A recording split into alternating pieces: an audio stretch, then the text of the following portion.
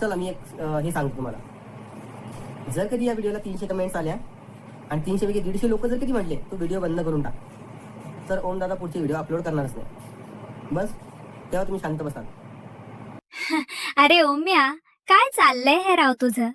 आधी स्वतःच हा आमचा शेवटचा व्हिडिओ असेल आणि या व्हिडिओवर एकूण 300 कमेंट्स आल्या आणि त्यापैकी 150 लोकांनी सांगितले की व्हिडिओ बंद कर, तर व्हिडिओ बंद करेन अशी बेकार नाटकं करायची. आता 950 कमेंट्स आल्यावर पुन्हा पलटी मारून माझ्या जेन्युइन फॅमिलीसाठी मी व्हिडिओ चालूच ठेवणार असं म्हणून पुन्हा तोच जुना नौटंकीचा रेकॉर्ड वाजवायचा. काय राव ओम्या, शोभतं का तुला हे? काय आहे ना, माझे व्हिडिओ जे आमचे जेन्युइन सबस्क्रायबर्स बघतात, माझी फॅमिली बघते, सबस्क्रायबर फॅमिली बघते, ते मला कमेंट्स करत नाही, ते दररोज व्हिडिओज बघतात आणि बोलणारे तर बोलत असतात. तुम्हाला तर माहिती आहे जे काही सगळेजण बोलताय वगैरे. नमस्कार रसिक प्रेक्षक हो, मी तुमची फक्त आणि फक्त तुमची लाडकी गॉसिप गर्ल मराठी.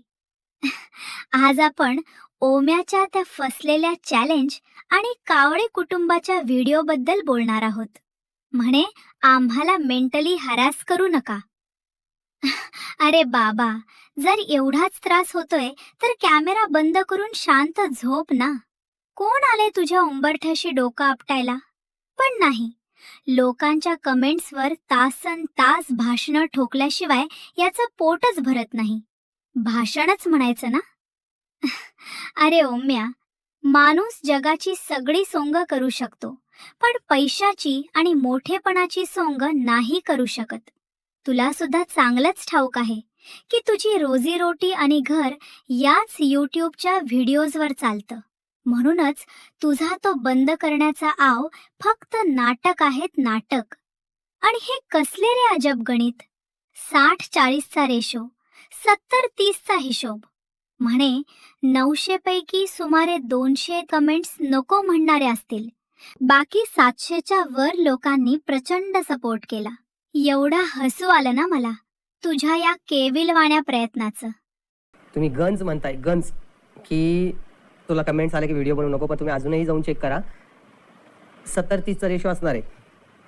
हे मी माझ्या मनानं सांगतोय, मी कुठं चेक नाही केलं सगळं, पण तुम्ही जाऊन स्वतः चेक करू शकता. 900 पैकी 200 कमेंट ज्या आहेत त्या नको करू असं असणार आहे. आणि परत बाकी कमेंट्स आहेत त्या प्लीज ओम दादा व्हिडिओ टाक, असं तसं, आम्हाला टिट्याला बघायचं, आम्हाला पिवरं बघायचं, हे ते असं तसं. बाई, खरं मान्य केलं असताना तर तुझ्या प्रेक्षकांना पण बरं वाटलं असतं, पण तुला इगो खूप. तोंड वर करून आला पुन्हा. अरे ठीक आहे, बनव व्हिडिओ, नको बंद करू, पण खोटं नको रे बोलू. आता मिळाला ना मला टॉपिक. तू तर चॅलेंज घेऊन हारून पण चीटिंग केली आणि मी लागले ना कामाला. भावा, मी चॅलेंज स्वीकारलं. मी पूर्ण 950 कमेंट्सचा एनालिसिस केला. तुझ्या व्हिडिओच्या 950 पैकी 729 प्रायमरी कमेंट्स होत्या, म्हणजेच रिप्लाय सोडून. मी व्हिडिओच्या 729 टॉप लेवल कमेंट्सचं अगदी सविस्तर विश्लेषण केलं आणि आकडेवारी पाहून माझे तर डोळेच पांढरे झाले. परिस्थिती काय आहे बघा. 314 जण म्हणजेच 43% स्पष्टपणे सांगत आहेत, भावा आता तरी बंद कर. आणि फक्त 7 जण म्हणजे 1% म्हणाले, चालू ठेव. उरलेले 408 जण न्यूट्रल किंवा इतर विषयांवर बोलत आहेत. आता गणिताचा हिशोब लावूया मित्रांनो. ज्या लोकांनी स्पष्टपणे आपली बाजू घेतली त्यांच्यापैकी तब्बल 314 लोकांनी सांगितले की व्हिडिओ बनवणं ताबडतोब बंद कर. म्हणजेच काय, तर दर 45 जणांमागे फक्त एक व्यक्ती म्हणते की तू व्हिडिओ काढत राहा. काही कमेंट्समध्ये उपरोधिक सूर आहे.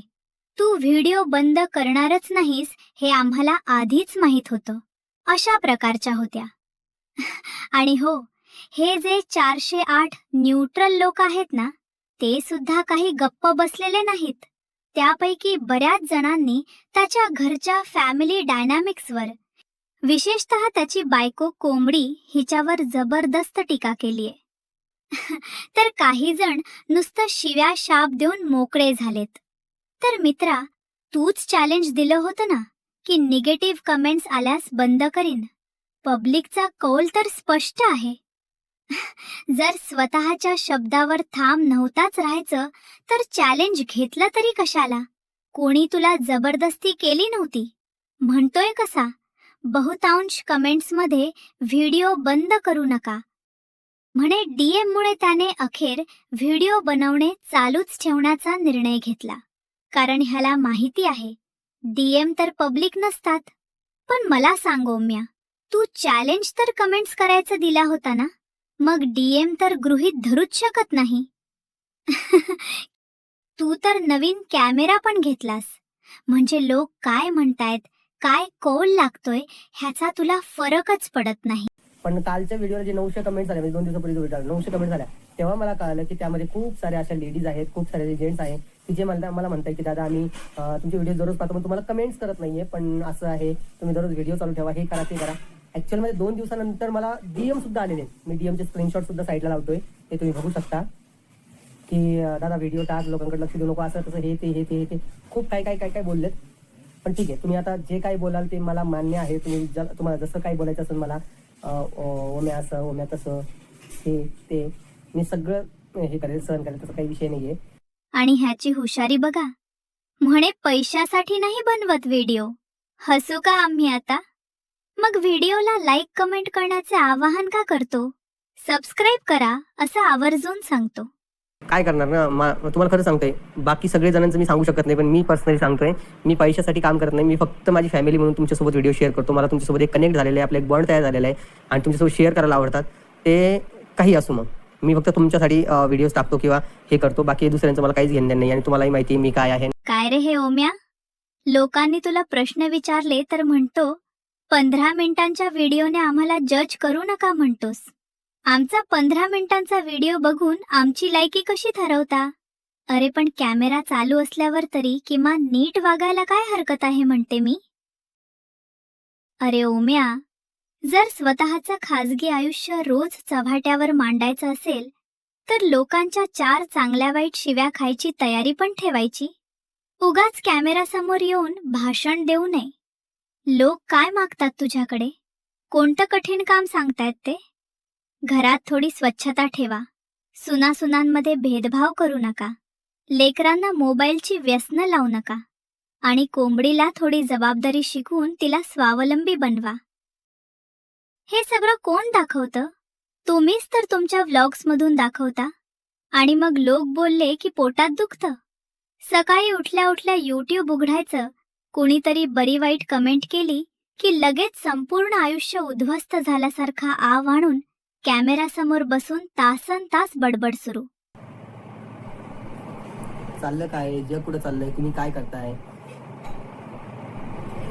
समजत नाही मला. मी विचारात पडलेलो आहे, काय करू आता करू काय? पागल होची बारी आलेली माझी.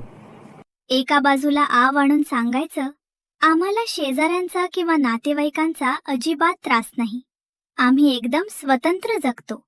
आणि बरोबर दुसऱ्या सेकंदाला यूट्यूबच्या एका साध्या कमेंटवरून स्वतःच डोकं फोडून घ्यायचं. स्वतःच वैयक्तिक आयुष्य आणि खाण्यापिण्यापासून सगळं काही सोशल मीडियावर जगाच्या वेशीवर टांगायचं. आणि परत अत्यंत निरागस चेहऱ्याने जगाला सांगायचं प्लीज आम्हाला कोणी जज करू नका. स्वयंपाकघरातून सरळ कॅमेरासमोर येऊन जगाला आपला सगळा संसार दाखवायचा. वैयक्तिक आयुष्याची लक्तरं वेशीवर टांगायची आणि मग अत्यंत निरागस चेहरा करून म्हणायचं प्लीज आम्हाला कोणी जज करू नका. दुकान तुम्हीच उघडलंय, सामानाचं प्रदर्शन तुम्हीच मांडलंय आणि दुकानाच्या पाट्यावर लिहिलंय या आमच्या घरात काय चाललंय ते बघा. मग गिऱ्हाईक आल्यावर माल कसा आहे यावर बोलणारच ना. स्वतःच घरातल्या वैयक्तिक गोष्टी, भांडणं, खाण्यापिण्यापासून सगळं काही कॅमेरासमोर आणून जगाच्या वेशीवर टांगायचं आणि परत म्हणायचं आमच्याबद्दल वाईट बोलू नका.